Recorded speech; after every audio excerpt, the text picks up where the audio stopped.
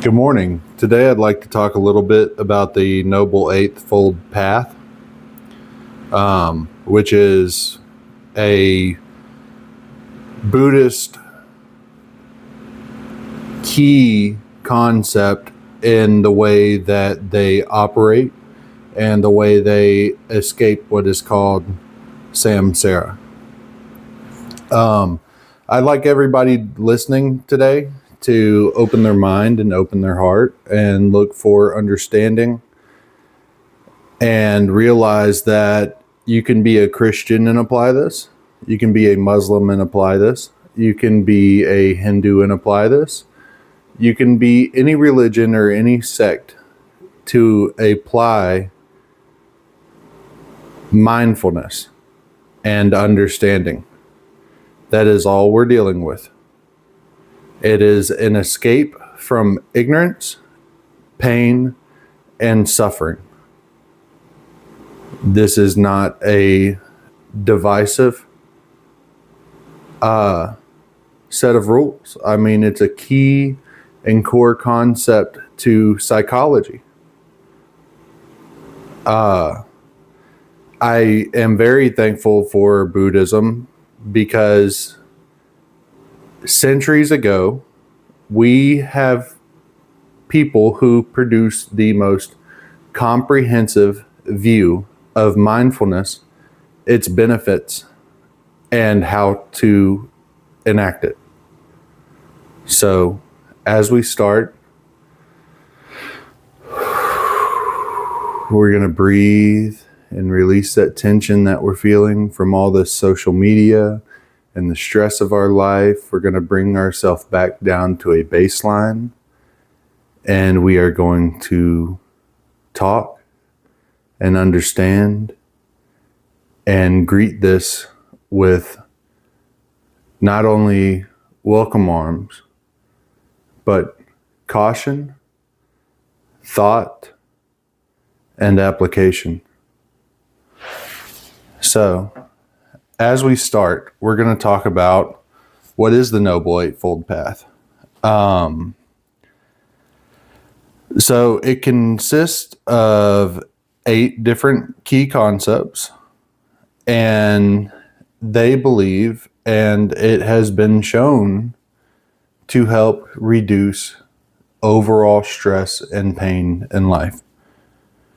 It consists of having the right view, the right intention, the right speech, the right actions, the right livelihood, the right effort, the right concentration, and the right mindfulness. And we're going to go through each of these concepts. I'm hoping to make this a part series because it's quite lengthy.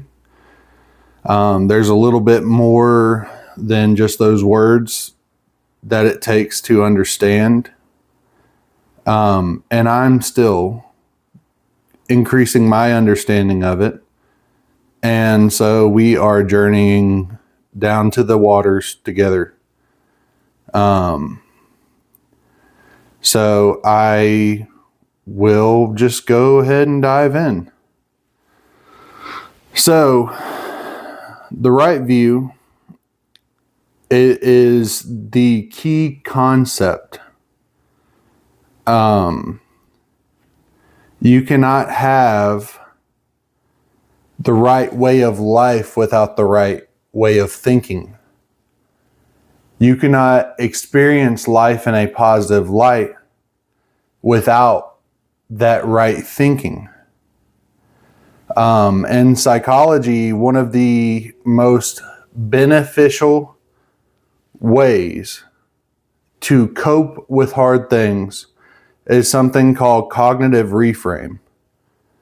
And that's basically what this is.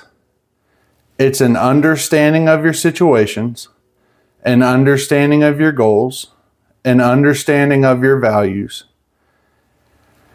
and an understanding of what the world is at its base core, so we can cognitively reframe our life towards positive actions, towards less stress, and towards understanding. I think something that is extremely, extremely important in our life is understanding. Understanding cuts the legs out from under any stressful and traumatic experience. In my experience. That's not to say this applies to everyone, but in my experience, coming to things and intellectualizing them, which isn't always healthy if you're just intellectualizing. You have to understand and process these things. You still have to feel, but it always cuts its leg out from under it. You know, nothing comes from nothing. We all come from somewhere. Our actions arise from something. Our beliefs arise from something. Societal actions come from a phenomena or a movement or a stress that is in our society today. And so nothing comes from nothing. And it's that understanding of where it comes from, what it is at its very, very base, that will help reduce this suffering. But this is not just a understanding. You also have to practice it. You have to believe. You have to have the right intentions with it. You know, our main drive is to get out of hell and increase our quality of life. And this is the key component of it. So there's two levels to right thought. You have the intellectual understanding, and you have the knowing that it will pass, that it's impermanent,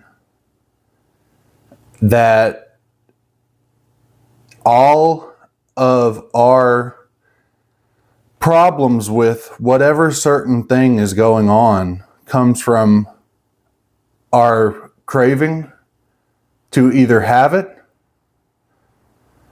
our ignorance and not understanding it, or our clinging to the outcomes of it. They keep us anchored to that suffering, to that pain that something causes.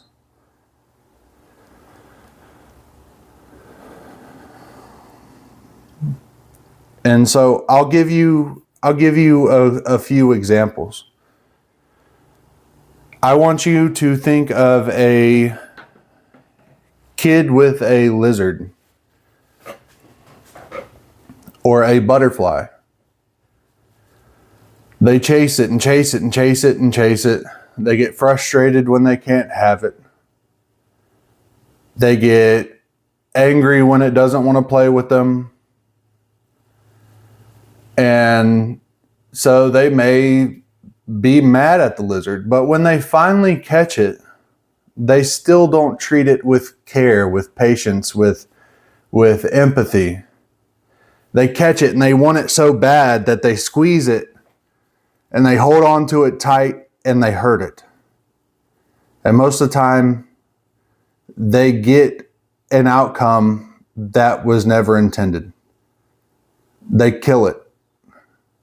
They hold on to it so tight that it does the one thing that they didn't want. Now they don't have a lizard to play with. They don't have any value of it. It's just a dead animal or bug or whatever it is. And we clutch on to things so hard in our lives that we get outcomes that are directly in contradiction to the things that we are trying to strive for. And that's because we don't have the right intentions. We're not curating environments and understanding that gives us butterflies coming up to us or lizards on our porch, you know? So I'll give you another example. And you see this a lot. Parents that want good children, they're obsessed with having a good child. My child will be this. And you know, it comes from many places. It could come from a parent who sees their child as a direct reflection of them. So they are out of control of themselves. So they may put that control on the child. But regardless, wanting a good child so bad that you micromanage them, you overly punish them, you make their life a living hell for every mistake because you want a good child. And what you wind up with is a child that hates you, that acts out, that leaves you. And so you have created someone who does not see the value in rules, does not see the values in societal norms or the socialization that they've received. And so you created an outcome that is in direct opposition to your desires. And this happens a lot. I can say personally in my life, I have tried my best and done anything for money. I have given my health. I have given my mind. I have opened myself up to trauma and just pain and hurt, all for the strive of money, because I saw it as something that would bring me success, happiness, and a life worth living. And I truly can tell you that it put me right into hell. And if I had an understanding of what makes life valuable, the understanding that I have today, I can truly tell you I'm making the most money that I have today, and I stopped caring about money. I stopped it completely. I'm fine. My bills are paid. I can sometimes put money back, but I've wasted my body. And every single time I put myself out there hoping for this control, this attachment to this outcome, and the craving for it, I put myself right into hell. And I was ignorant because I did not know what made life valuable. I had not taken an inventory of my goals. I had not realized that I was completely in contempt and making myself a person that would never achieve that money or this position that I'm in now. I was living in ignorance. I was bitter at the world because I was not getting what I wanted. And I externalized that, I internalized that, and it made me a very miserable person.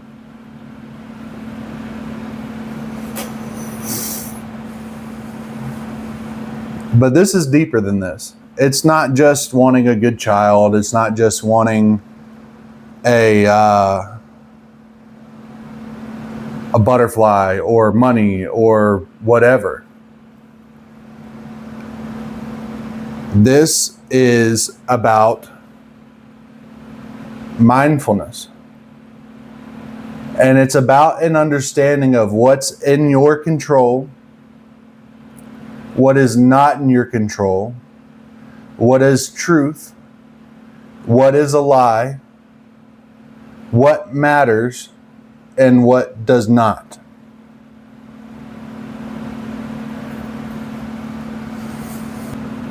So I'd like to get to a little point that I have come to understand. And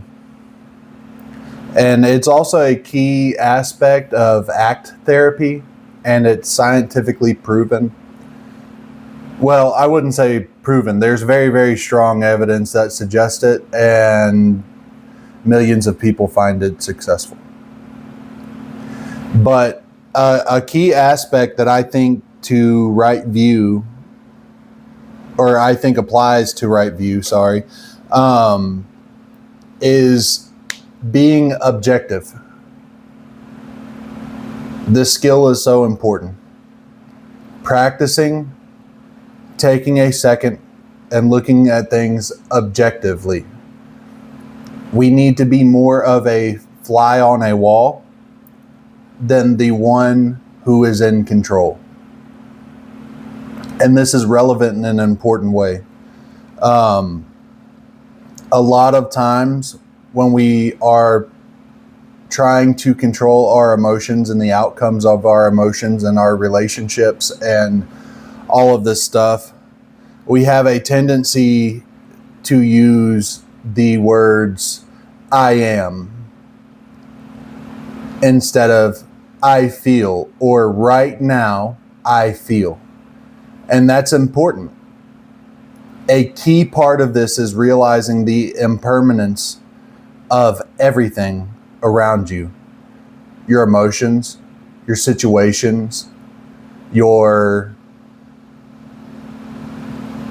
problems that you're going through. It's really important. Think of all the times that you've been frustrated in traffic.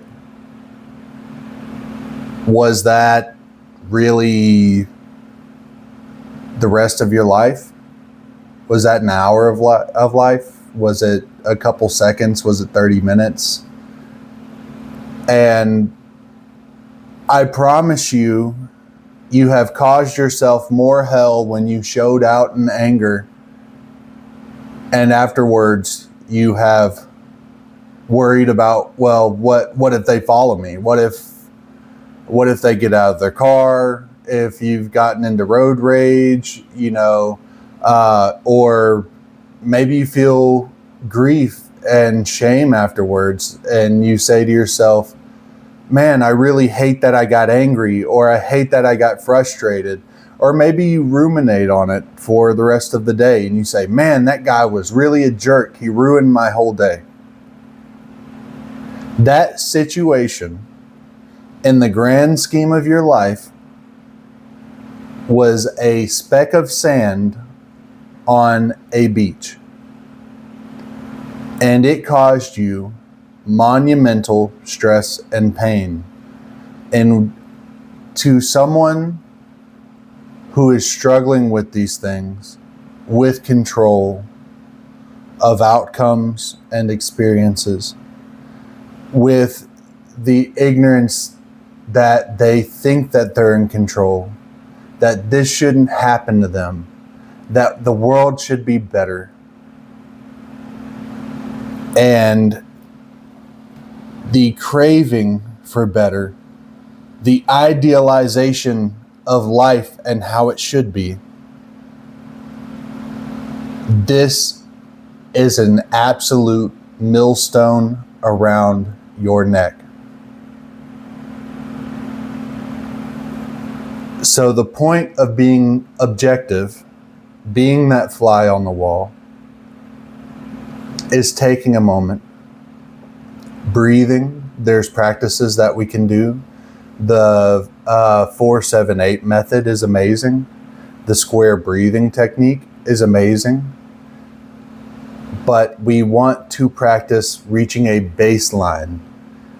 If you are interested in that, you can look up something like vagal nerve stimulation, which increases something called vagal tone. And how we want to do that is when we practice these breathing exercises, you sit upright, you breathe through your nose or your mouth, really doesn't matter. Some people have deviated septums. I'm one of them. So if you can't, you can't. If you can, you can. But you want to focus on expanding the gut. You want to make sure your lungs expand and press on those lower intestines and upper intestines and all of that, because that's where that nerve runs through, and it activates your parasympathetic nervous system and slows your heart rate. It slows your mind. It decreases your stress levels in your brain.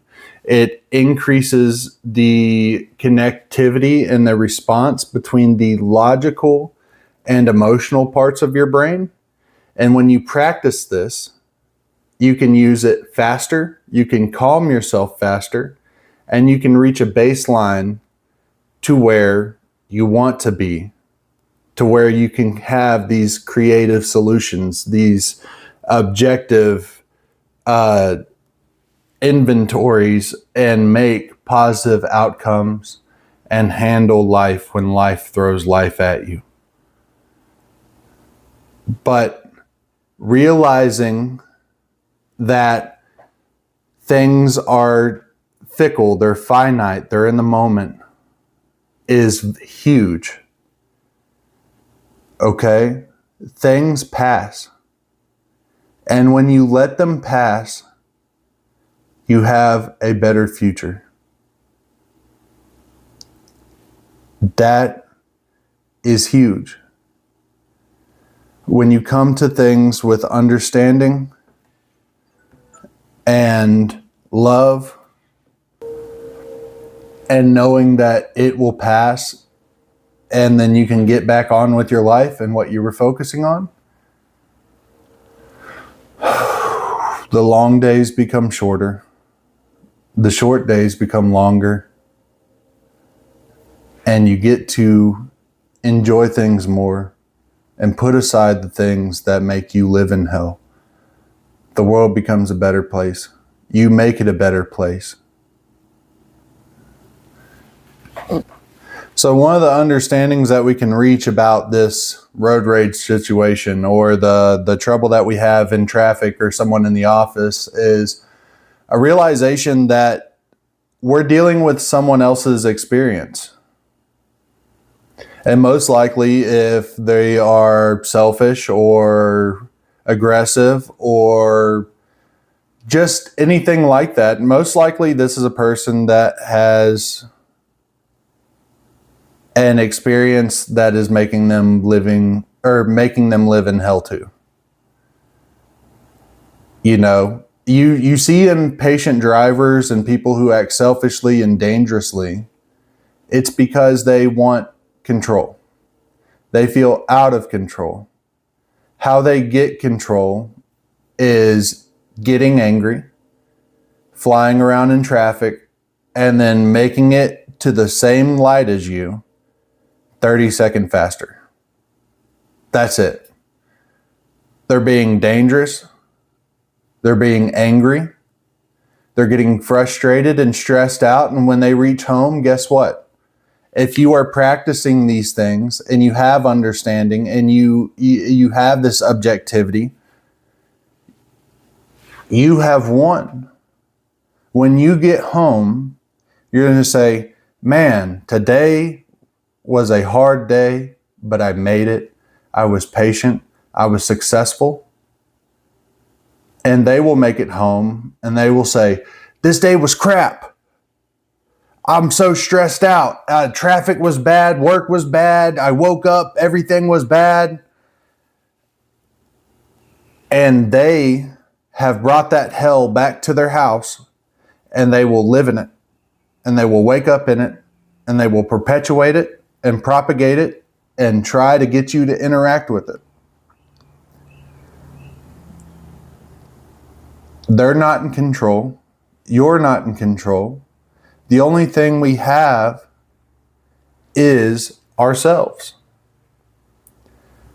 And so when you interact with that and want a different outcome, or you have a desire to change their mind or show them what's up, or they shouldn't do that to me, that's not right, instead of letting it pass, being objective and reaching a baseline, You have just made their personal hell yours.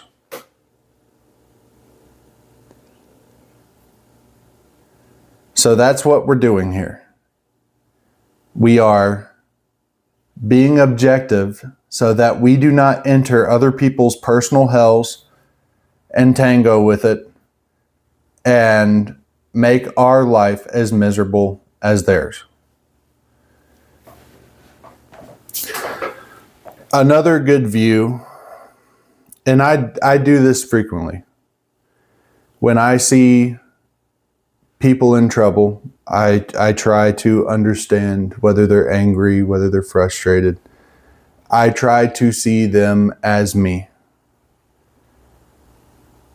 I frequently see people who are frustrated, angry, hopeless, and I see myself as a child again, and I try to act like they are that child that was me, in need, hopeless, hurting, frustrated.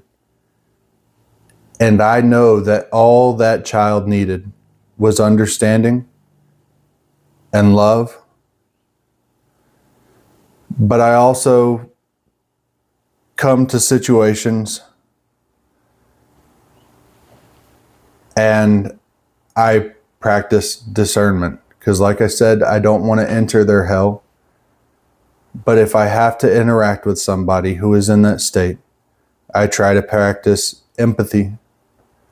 I understand that people are direct reflections of me. The things that I don't like in other people, either I'm doing or I have done. And I try my best to ask myself, why don't I like this? Why don't I like this outcome? Why don't I like the little things that somebody does that annoys me?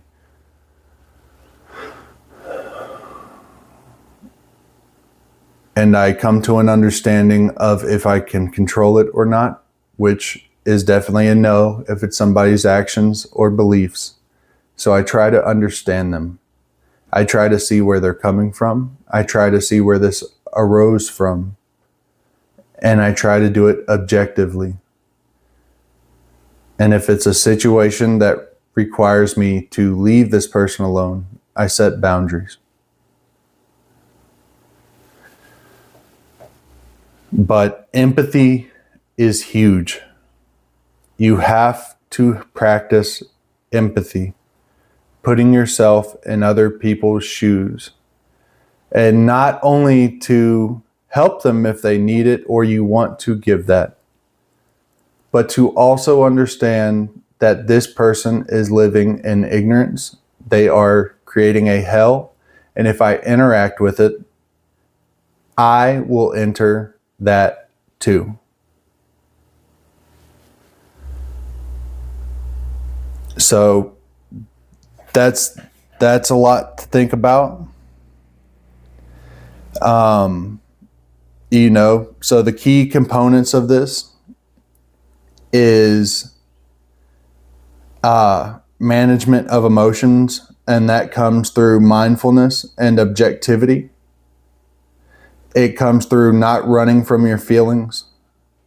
It comes from experiencing your feelings objectively, reframing to say, I feel in this moment I am, instead of I am.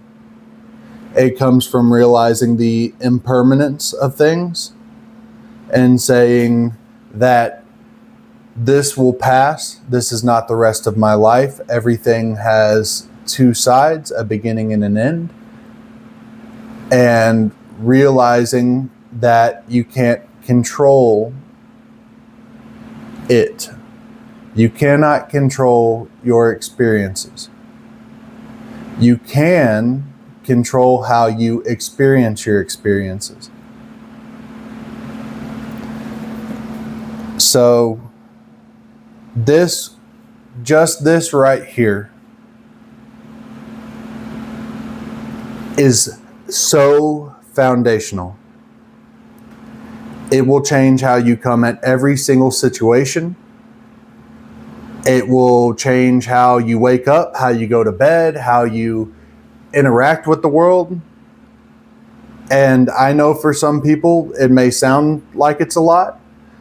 It truly isn't. It comes with practice, and you don't have to practice every second of every day, but 1 or 2 times a day, practice reaching a baseline. Practice reminding yourself these things.